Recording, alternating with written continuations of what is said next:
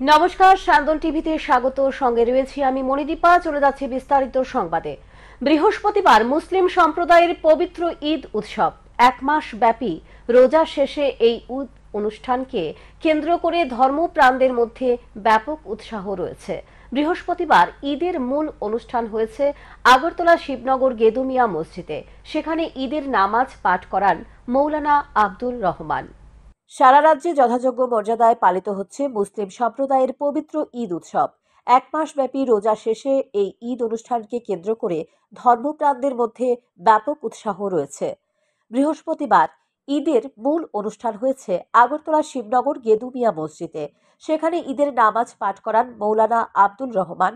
ধর্মপ্রাণরা সেখানে ঈদের নামাজ আদায় করে একে অপরের সাথে আলিঙ্গন দিয়ে শুভেচ্ছা বিনিময় করেন। সেখানে উপস্থিত ছিলেন ত্রিপুরা সরকারের সংখ্যালঘু উন্নয়ন মন্ত্রী শুক্লাচরণ নোয়াতিয়া। ঈদ উপলক্ষে গোটা রাজ্যবাসীকে তিনি শুভেচ্ছা জানিয়েছেন। আজকে এক মাস পরে তাদের এটা ধর্মীয় একটা বড় উৎসব ঈদ, সেটাকে কেন্দ্র করে আজকে আমি এই আগরতলা এলাকাতে আমাদের কি বলে এটা গেদুমিয়া মসজিদ, সেখানে আমরা সমস্ত মুসলিম ভাইদের সঙ্গে তাদের উৎসবে আমিও অংশগ্রহণ করেছি। এদিকে সারা ত্রিপুরা রাজ্যের সাথে 59টি জেলা সদর কৈলাসহরেও মুসলিম ধর্মের প্রধান উৎসব ঈদ পালন করা হয়। এটি মুসলিম ধর্মাবলম্বীদের ধর্মীয় উৎসব। সবাইকে সম্প্রীতির বন্ধনে বাঁধার সওগাত নিয়ে আসে ঈদ। এর আনন্দ থেকে ধনী নির্ধন কেউ বঞ্চিত নয়। বিশ্বের অন্যান্য দেশের মতো ভারতবর্ষেও বিপুল উৎসাহ উদ্দীপনার মধ্য দিয়ে ঈদ উল ফিতর উদযাপিত হয়ে থাকে। ঈদের সকালে সর্বস্তরের মুসলিমরা ঈদগাহে আসেন নামাজ পড়তে। সেখানে একে অপরের ঈদের শুভেচ্ছা বিনিময় করেন। এরপর ঘরে ঘরে চলে বিভিন্ন খাবারের আয়োজন। এর মধ্য দিয়ে সমাজে ভ্রাতৃত্বের বন্ধন জোরদার হয়। ঈদের আনন্দ যেমন চেতনার ছোঁয়া মানবিকতা জাগ্রত করে, ঠিক তেমনি ধর্মীয় মূল্যবোধে পরিবার, সমাজ ও রাষ্ট্রীয় ব্যবস্থাপনা শৃঙ্খলিত করে। এদিন সকাল 8:30 নাগাদ ঊনকোটি জেলার কৈলাসহরের বাবুরবাজার জামিয়া ইসলামিয়া হোসাইনিয়া মাদ্রাসায় শুরু হয় ঈদের নামাজ, যেখানে হাজার হাজার মুসলিম ধর্মের ধর্মপ্রাণ মানুষ ঈদের নামাজ পাঠ করেন। নামাজকে কেন্দ্র করে উপচে পড়া ভিড় ছিল লক্ষণীয়। নামাজ শেষে ত্রিপুরা রাজ্য ওয়াকফ বোর্ডের চেয়ারম্যান তথা প্রাক্তন বিধায়ক মোবস্বর আলী বলেন যে পবিত্র ঈদ সকলের জন্য বয়ে আনে আনন্দ। জাতি, ধর্ম, বর্ণ নির্বিশেষে ঈদ ধনী গরিব সকলের জন্য। ঈদ পালনের মধ্য দিয়ে সৌভ্রাতৃত্ব বোধের প্রকাশ পায়। তাই আজকের এই উৎসবের দিন সকলের জন্য বয়ে নিয়ে আসুক আনন্দ। সবাইকে ঈদ মুবারক। এক মাস রোজা পালনের পর মুসলিম ধর্মাবলম্বী মানুষ আমরা সবাই আজকে ঈদের আনন্দে দেখা হয়েছি। আমরা আমাদের ত্রিপুরা রাজ্যে তথা আমাদের দেশে ঐতিহ্য হচ্ছে সম্প্রীতির ঐতিহ্য। জাতি, ধর্ম, বর্ণ নির্বিশেষে সকল অংশের মানুষই আমরা বিভিন্ন ধর্ম জাতিগোষ্ঠীর মানুষের যে প্রধান উৎসব সেগুলোকে আমরা সবাই মিলে তার আনন্দ ভাগ করে নিই। অপরদিকে টিলাবাজার স্থিত টিলাবাজার মসজিদ প্রাঙ্গণে ঈদের নামাজ হয়। বহু মুসলিম ধর্মের মানুষ সেখানে নামাজ পড়ে ঈদ উৎসব পালন করেন। টিলাবাজার জামে মসজিদে ঈদের নামাজ শেষে ঊনকোটি জেলা পরিষদের সদস্য তথা ঊনকোটি জেলা কংগ্রেসের সভাপতি মোহাম্মদ বদরুজ্জামান রাজ্যবাসীকে ঈদের শুভেচ্ছা জানান। রাজ্যের ঐতিহ্য মেনে সাম্প্রদায়িক সম্প্রীতি বজায় রেখে সর্ব অংশের মানুষ ঈদ উৎসবে সামিল হবেন বলে তিনি আশাবাদী। ঈদ উল ফিতরের আজকে এই খুশির দিনে রাজ্যবাসীকে ঈদ মোবারক জানাচ্ছি এবং ঈদের শুভেচ্ছা জানাচ্ছি। আমাদের মধ্যে সম্প্রীতি যে বাতাবরণ এই রাজ্যে দীর্ঘদিন ধরে চলে আসছে, সেই বাতাবরণটা যাতে আরো অটুট হোক, শক্তিশালী হোক এবং সুন্দর ত্রিপুরা করা যায়। এদিকে মেলাঘর কলমক্ষেত মুরাপাড়া জামে মসজিদের ঈদের নামাজ শুরু হয় 7টা। মসজিদের ইমাম প্রথমে ঈদের নামাজ পড়েন, তারপর খুতবা, এরপর আখেরি মোনাজাতের মাধ্যমে সে নামাজের সমাপ্তি ঘটে। ঈদের নামাজ শেষে কলমক্ষেত মুরাপাড়া জামে মসজিদের ইমাম সাহেব ঈদের নামাজের গুরুত্ব তুলে ধরেন। তার পাশাপাশি ভারতবর্ষের সব জাতির অংশ যাতে একত্র বসবাস করতে পারে এবং ভ্রাতৃত্ববোধ বজায় থাকে সেই বিষয় নিয়ে এক বিশেষ বার্তা দেন। শান্তন টিভি। লোকসভা নির্বাচন উপলক্ষে পশ্চিম জেলা শাসক কার্যালয়ে এক আলপনার আয়োজন করা হয়েছে। উপস্থিত ছিলেন রাজ্যের নির্বাচন দপ্তরের মুখ্য আধিকারিক পুনিত আগরওয়াল, পশ্চিম ত্রিপুরা আসনের রিটার্নিং অফিসার ডাক্তার বিশাল কুমার। রাজ্য নির্বাচন দপ্তরের মুখ্য আধিকারিক বলেন, নির্বাচনকে সামনে রেখে এই অনুষ্ঠানের আয়োজন করা হয়েছে। আরও বলেন, আসন্ন লোকসভা নির্বাচনকে সামনে রেখে যে সকল অভিযোগগুলি জমা পড়ছে সেই সকল অভিযোগের ভিত্তিতে যথাযথ ব্যবস্থা গ্রহণ করা হয়েছে। সকল অভিযোগ খতিয়ে দেখে ব্যবস্থা গ্রহণ করা হয়েছে। ইতিমধ্যে অভিযোগের ভিত্তিতে বেশ কয়েকজন সরকারি কর্মচারীকে বরখাস্ত করা হয়েছে। 16ই মার্চ থেকে এখনো পর্যন্ত 5 জন সরকারি কর্মচারীকে বরখাস্ত করা হয়েছে। যে কোনো অভিযোগের পরিপ্রেক্ষিতে উভয় পক্ষের বক্তব্য শোনার পর প্রমাণের ভিত্তিতে ব্যবস্থা গ্রহণ করা হয়েছে।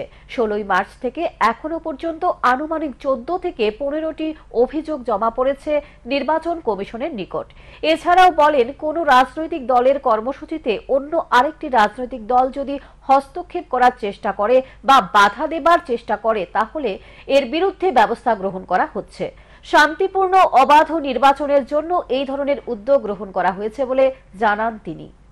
पहले का तो क्या है उसको तो हम उस पर कुछ कहना नहीं चाहेंगे, लेकिन हर मतदाता को पता है कि उसका वोट है। उस मतदाता को वोट अगर उसका इलेक्टोरल रोल में नाम है तो वो उस दिन अपने एपिक कार्ड के साथ, या एपिक कार्ड नहीं है तो और 11 अलग अलग डॉक्यूमेंट है, उनको लेके अगर वहाँ पे जाएंगे तो वहाँ पे उनको मतदान में एंट्री मिलेगी और वहाँ पे वो अपना मतदान शांतिपूर्ण ढंग से कर पाएंगे। শেষ হাসি কে হাসবে সেটা ইতিমধ্যে বলা মুশকিল, কিন্তু 7 রামনগর বিধানসভা কেন্দ্রে প্রায় শেষ লগ্নে ঝড়ু প্রচারে নেমেছে শাসক ও বিরোধী দুই দলই।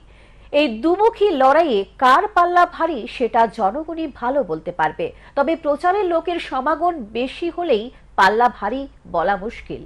7 রামনগর বিধানসভা কেন্দ্রে এবার বিজেপি মনোনীত প্রার্থী দীপক মজুমদার এবং ইন্ডিয়া জোটের সিপিআই মনোনীত প্রার্থী রতন দাস দুজনেই দলের পক্ষ থেকে নাম ঘোষণা পর চষে বেড়াচ্ছেন, কারণ সকলেই জানে জনতার জনার্দন।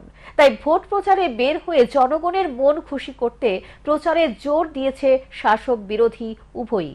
বৃহস্পতিবার রাজধানীর অ্যাডভাইজার চৌমুহনী এলাকায় ভোট প্রচারে যান বিজেপি মনোনীত প্রার্থী দীপক মজুমদার।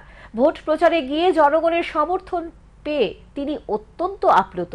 তিনি বলেন, রামনগরবাসী বিশ্বাস ও আস্থা ওনার উপর রয়েছে, তাই জয় নিয়ে নিশ্চিত বলে জানান তিনি। আরও জানান এলাকার সব অংশের মানুষকে তিনি আশ্বস্ত করে চলেছেন ওনার উপর যাতে আস্থা রাখেন, এলাকার উন্নয়নের জন্য কাজ করবেন। বাড়ি বাড়ি প্রচারে যখন গিয়েছি, প্রত্যেকটি বাড়িতেই ব্যাপক উৎসাহ এবং আমাকে খুব আশীর্বাদ করছেন, কাজ করার সুযোগ যেন আহ্বান রাখাতে তারা কিন্তু আমাদের রাজ্য সরকারের এবং পৌর নিগমের কাজে তারা সন্তুষ্টি প্রকাশ করেছেন। আমার বিশ্বাস এবং প্রত্যাশা রামনগরে এবার রেকর্ড করতে যাচ্ছে নির্বাচনে, রেকর্ড সংখ্যক ভোটে জয়ী হব। মানুষের বিশ্বাস এবং আস্থা আমার উপর আছে। আমিও চাইছি যে রামনগরে আগরতলা পৌর মেয়রের সঙ্গে কাজ করেছি, সারা আগরতলার সঙ্গে রামনগরও আরও বেশি কাজ যাতে রামনগর করতে পারি সেদিকে মানুষের। ঈদ উল ফিতরের অর্থ রোজা উপবাস ভাঙার আনন্দ। ইসলাম ধর্মাবলম্বীদের দুটো সবচেয়ে বড় ধর্মীয় উৎসবের মধ্যে এটি একটি। দ্বিতীয়টি হল ঈদ উল আজহা। দীর্ঘ 1 মাস রোজা রাখার পর ইসলাম ধর্মাবলম্বী মুসলিমরা এই দিনটি ধর্মীয় কর্তব্য পালন করেন। এই দিনে সবাইকে ঈদ মুবারক বলে শুভেচ্ছা জানান। বৃহস্পতিবার এই পবিত্র দিনে মেয়র তথা রামনগর উপনির্বাচনের প্রার্থী দীপক মজুমদার রামনগর এলাকার 3টি মসজিদে যান এবং মুসলিম ধর্মাবলম্বীদের সঙ্গে ঈদের শুভেচ্ছা বিনিময় করেন। তিনি বলেন, ঈদ যেন সকলের জীবনে সুখ সমৃদ্ধি নিয়ে আসে। রামনগর হিন্দু মুসলমান সবার পাশে থাকার জন্য সবাই যেন তাকে দোয়া করেন এবং আসন্ন নির্বাচনে তাকে যেন বিপুল পরিমাণে ভোটে জয়যুক্ত করা হয়, তার জন্য আহ্বান জানান তিনি। শুভ ঈদ মোবারক। আজকের এই পবিত্র দিনে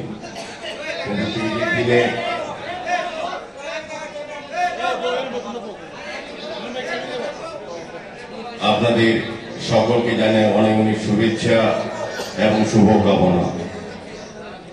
আল্লাহর কাছে দোয়া করি আপনাদের সকলের জীবনে সুখ সমৃদ্ধি বৃদ্ধি পাক।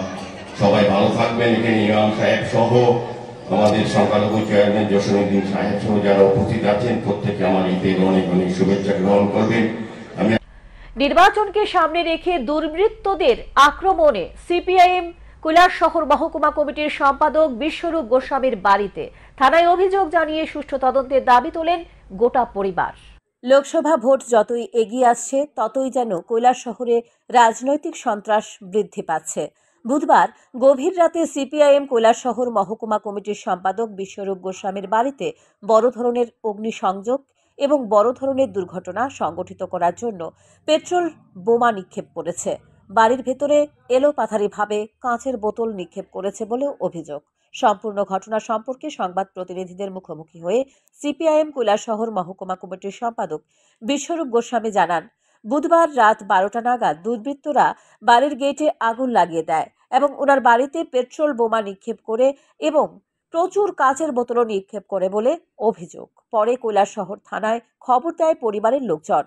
খবর পাওয়া মাত্রই কৈলাসহর থানার পুলিশ বিশ্বরূপ গোস্বামীর বাড়িতে গিয়ে পেট্রোল ভর্তি কাঁচের বোতল, ইটের টুকরো এবং কয়েকটি বিলেতি মদের খালি বোতল উদ্ধার করে থানায় নিয়ে যায়। বিশ্বরূপ গোস্বামী জানান, তার সাথে ব্যক্তিগতভাবে কারো শত্রুতা নেই। রাজনৈতিক প্রতিহিংসা মেটানোর জন্যই শাসক দলের কর্মী সমর্থকরা এমন কাজ করেছে বলে দাবি করেন। আমার উপরে ভাড়া থাকা একজন ছাত্র এবং তার মা, তারাও শব্দ শুনছে, কিন্তু কেউ ভয়ে আর বাইরেছে না। আমরা সকালবেলা ঘুম থেকে উঠে দেখলাম যে এই বোতলের মধ্যে দাহ্য পদার্থ দিয়া তার মধ্যে কাপড় দিয়ে আগুন জ্বালাইয়া ঢিল দেওয়া হয়েছে। আমার ঘরের ওইখানে গিয়া ঢিলটা পড়ছে, কাপড় অর্ধেক জ্বালানো কাপড় ওইখানে আছে, আর এই তো বোতল সারা বাড়িতে ছড়ানো। আরেকটা বোতলে এরকম দাহ্য পদার্থ দিয়া কাপড় দিয়া এই আমার গেটের পাশে এখানে দেওয়া হয়েছে। গেটে কালো হয়ে গেছে, দেখতেছেন অর্ধেক গেট আগুন লাগছে। আমার কিছুদিন আগে আমার খাট এগুলি সব পুরানো কাঠও বাইরে, এই যেভাবে আগুন দেওয়া হয়েছিল, যদি কোনো কারণে এখানে আগুনটা লাগতো তাহলে গোটা পাড়া ধ্বংস হয়ে যেত, এবং এটা এই প্রথম না। এদিকে সিপিআইএম মহকুমা কমিটির সম্পাদক বিশ্বরূপ গোস্বামীর বাড়িতে পেট্রোল বোমা নিক্ষেপ করার জন্য তীব্র নিন্দা এবং প্রতিবাদ জানান প্রাক্তন প্রদেশ কংগ্রেস সভাপতি বিধায়ক বীরজিৎ সিনহা। কৈলাসহর শহরের প্রতিটি এলাকায় পুলিশ মোতায়েন এবং নাইট পেট্রোলিং জোরদার করার জন্য দাবি করেন বিধায়ক বীরজিৎ সিনহা। খবর পেলাম কৈলাসহরের সিপিআইএম দলের বিভাগীয় সম্পাদক শ্রী বিশ্বরূপ গোস্বামীর বাড়িতে গভীর রাত্রে কাপুরুষিতভাবে আক্রমণ করেছে। আক্রমণ মানে ওই বোতলের মধ্যে পেট্রোল ভরে পেট্রোল বোমা নিক্ষেপ করেছিল এবং সেখানে ঘনবসতি। লাখিলি যদি আগুন টাগুন লাগতো সেই অঞ্চলে বিরাট ক্ষতি। এই ঘটনায় সংশ্লিষ্ট কাচের ঘাট এলাকা সহ গোটা কৈলাসহরে তীব্র আতঙ্ক বিরাজ করছে। এই ব্যাপারে কৈলাসহর থানার পুলিশ তদন্তে নেমেছে। সান্দন টিভি। জোলাইবাড়ি ব্লকের কলসি দ্বাদশ শ্রেণী বিদ্যালয়ের দ্বিতল ভবন নির্মাণে বড় অভিযোগ। খবর পেয়ে ছুটে গেলেন মন্ত্রী শুক্লাচরণ নোয়াতিয়া। গ্রামবাসীদের বাধাদানের পরেও নিম্নমানের কাজ শুরু করেছে ঠিকাদার। জোলাইবাড়ি ব্লকের কলসি দ্বাদশ শ্রেণী বিদ্যালয়ের দ্বিতল ভবন নির্মাণের কাজে পুরনো রড, সিমেন্ট এবং ইট ব্যবহার করা হয় প্রথম থেকেই। স্কুল ম্যানেজিং কমিটি থেকে এইসব কাজের প্রতিবাদ করলে একদিন কাজ বন্ধ রাখা হয়, পরে আবার কাজ শুরু হয়। বারবার প্রতিবাদ করলেও কারো কথা শুনেননি ঠিকাদার। পরে গ্রামের লোকজন মিলে পুনরায় এই কাজ বন্ধ করে দেয়। গ্রামবাসীরা অভিযোগ করেন এই কাজে প্রচুর ঘোটালা করা হচ্ছে। বহু পুরনো কলসি দ্বাদশ শ্রেণী বিদ্যালয়ের দ্বিতল ভবনের অনেক দিনের দাবি ছিল। শুক্লাচরণ মন্ত্রী হওয়ার পর তার ঐকান্তিক চেষ্টায় কলসি বিদ্যালয় দ্বিতল ভবনের অনুমোদন পায়, কিন্তু ঠিকাদারের জন্য এই বিল্ডিং সঠিকভাবে নির্মাণ করা হচ্ছে না। গ্রামের লোকজন কাজ বন্ধ করে মন্ত্রী শুক্লাচরণ নোয়াতিয়াকেও জানান। কাজে বরাত পাওয়া ঠিকাদার শনিবার কাজ বন্ধ রাখলেও রবিবারে আবার কাজ শুরু করে। গ্রামের লোকজন আবার বাধা দেয়। দপ্তর থেকেও ঠিকাদারকে শোকজ করা হয়। এই ঠিকাদার কারো কথায় শুনতে নারাজ। বৃহস্পতিবার মন্ত্রী আসার আগে ঠিকাদার ঘরটিতে তালা দিয়ে দেয়। অনেক তালবাহানার পর তালা খুলে দেওয়া হয়। গ্রামবাসীদের সাথে নিয়ে মন্ত্রী চাক্ষুষ করেন কাজে কি পরিমাণ অনিয়ম হয়েছে। মন্ত্রী জানান, দপ্তরের আধিকারিকদের দিয়ে তদন্ত করা হবে। কাজের গুণগত মানের সাথে কোনো আপোষ করা হবে না।